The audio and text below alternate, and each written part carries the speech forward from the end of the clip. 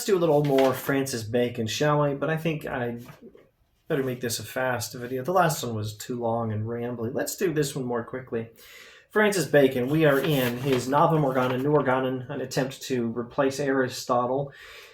We are in Book 1, the aphorisms of Book 1, and let's read aphorism number 19. XIX in Roman numerals. There are and can exist but two ways. This is old Shakespeare style, use of the word B-U-T.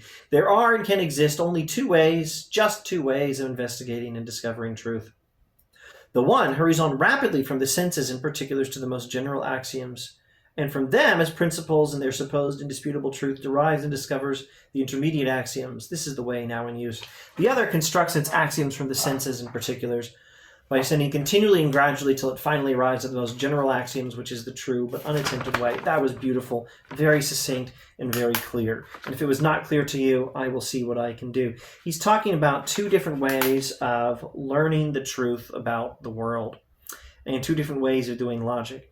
The first way is the Aristotle way, and the second way is the Bacon way. The Aristotle way is to make some quick observations on the world and jump to general conclusions. Like I observed 5 different mammal species. I studied cow, horse,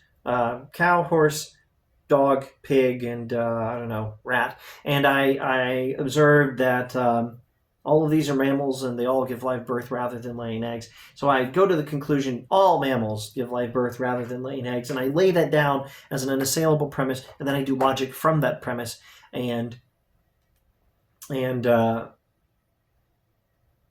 that logic is going to be deductive. So there's a quick inductive step, a quick reasoning from the senses and particulars to the most general axioms, a quick reasoning from I made some quick observations to this is how it always is.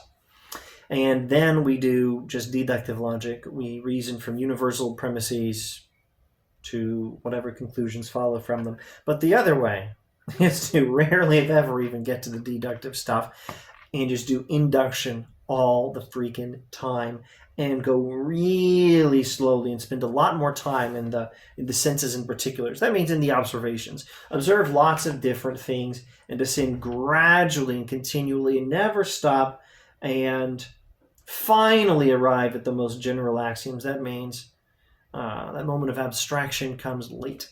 The move from I made all these observations to a final conclusion about them. That move comes very late after a whole lot of observations and going real slowly and checking our work a lot and checking for error. This is the slow method, and you really need Treebeard to describe what Bacon is talking about.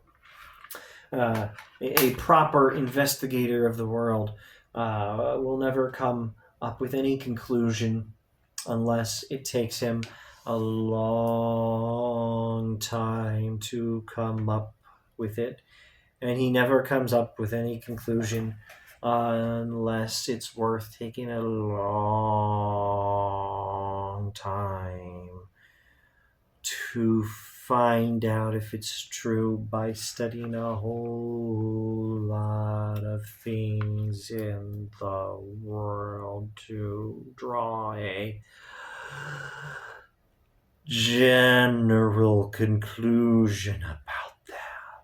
Very slow.